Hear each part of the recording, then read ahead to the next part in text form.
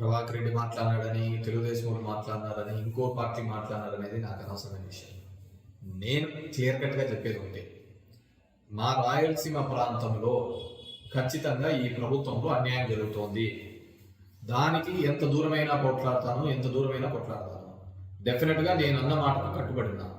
ఈరోజు ప్రభాకర్ రెడ్డి మాట్లాడుతున్నాడు, అది జరిగింది, ఇది కదా జరిగింది. నేను ఒకటే అడుగుతున్నా, నీకు చేతనైతే అనంతపూర్ నుంచి పోయిన ఎయిమ్స్కి ఎనికి తీసుకుంటారు, కర్నూలు నుంచి పోయిన హైకోర్టుని ఎనికి తీసుకుంటాండి. అదేవిధంగా కడపలో కట్టాల్సిన స్టీల్ ప్లాంట్ కట్టించండి. నేనుగా చెప్పినది, మీకు ఏదన్నా కానీ ఉంటే కన్నా, నిజంగా ఉంటే కన్నా ప్రభాకర్ రెడ్డి పోయి రేవంత్ అడుగు. రేవంత్ ఒక ముఖ్యమంత్రి స్థాయిలో ఉండి తెలంగాణ అసెంబ్లీలో మాట్లాడిన మాట, నేను చంద్రబాబుతో 4 గోడల మధ్య మాట్లాడి దీన్ని ఆపినాను అని. లిఫ్ట్ ఇరిగేషన్ ఆపితే అది తప్పు కదా, రాయలసీమ ప్రాంతానికి అన్యాయం కదా. ఇదే ఇంకో ప్రాంతంలో జరిగితే అక్కడ ఉన్న వాళ్ళు ఊరుకుంటారా? లేకుంటే నువ్వు అమరావతి ప్రాంతంలో జరుగుతుంది, అక్కడ అందరూ ఏకం కాలేదా? 29 గ్రామ ప్రజలు మొత్తం అంతా ఏదో ఇది జరిగిపోతుందని.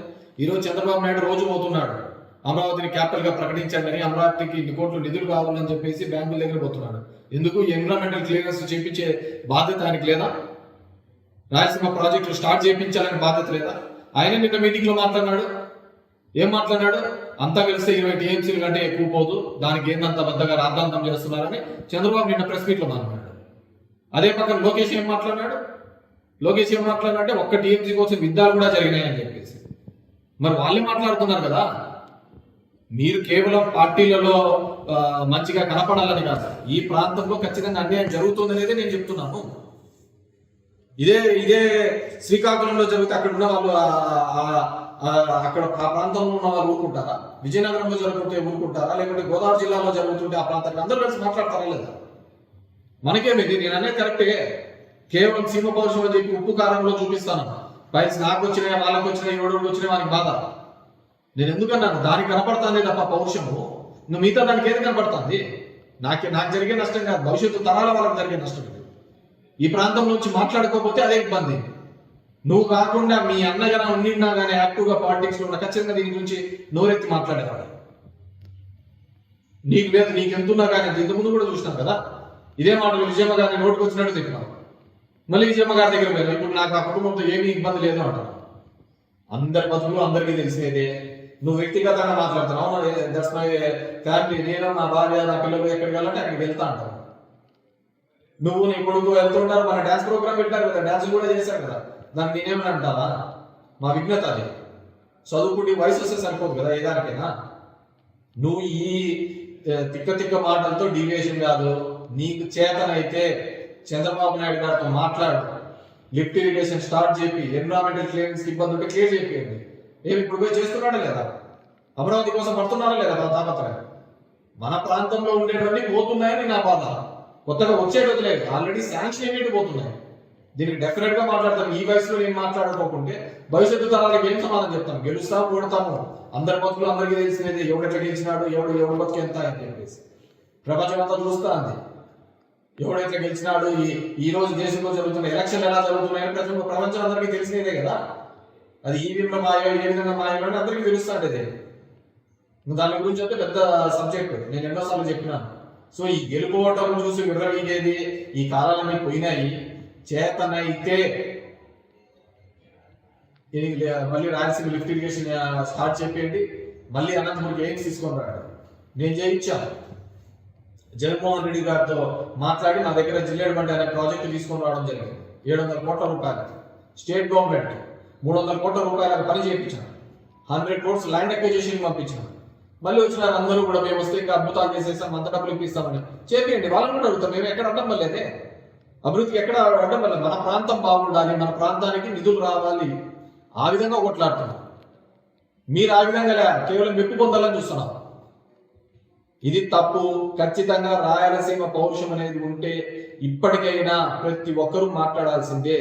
నేను అప్పుడు మాట్లాడినా, ఇప్పుడు మాట్లాడినా జగన్మోహన్ రెడ్డి గారి దగ్గర ఎప్పుడైనా కానీ నిక్కచ్చిగా మాట్లాడతాను. మన ప్రాంతానికి ఎవరు చేశారు? చేసినది వైఎస్ఆర్ కుటుంబం కదా. ఈ రాష్ట్రానికి చేసినది కానీ మన ప్రాంతానికి చేసినది ఎవరైనా ఉన్నారంటే జగన్మోహన్ రెడ్డి, రాజశేఖర్ రెడ్డి కదా. అరో మీ అన్ననే కదా మంత్రిగా ఉంటే అన్ని చోట్ల పొగినాడు కదా మీ అన్ననే. సో ఇట్లాంటి గుడ్డ బెదిరింపులు కాదు. చేతనైతే ప్రభుత్వంలో ఉన్నావు, ప్రభుత్వంలో ఉండి మీరు ఈ స్థాయిలో ఉన్నప్పుడు ఖచ్చితంగా మాట్లాడాలి. మమ్మల్ని అనడం వల్ల మాకేం వచ్చినది లేదు, మిమ్మల్ని ఎవరు సీరియస్ గా తీసుకునేది లేదు. ఎందుకంటే ఆల్రెడీ మీరు మీ వయసుతో పాటు జోకర్గా అయిపోయినారు.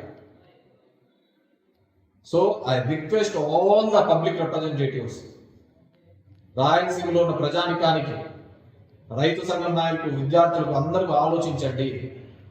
రాజకీయాలు పక్కన పెట్టి ఆలోచించండి.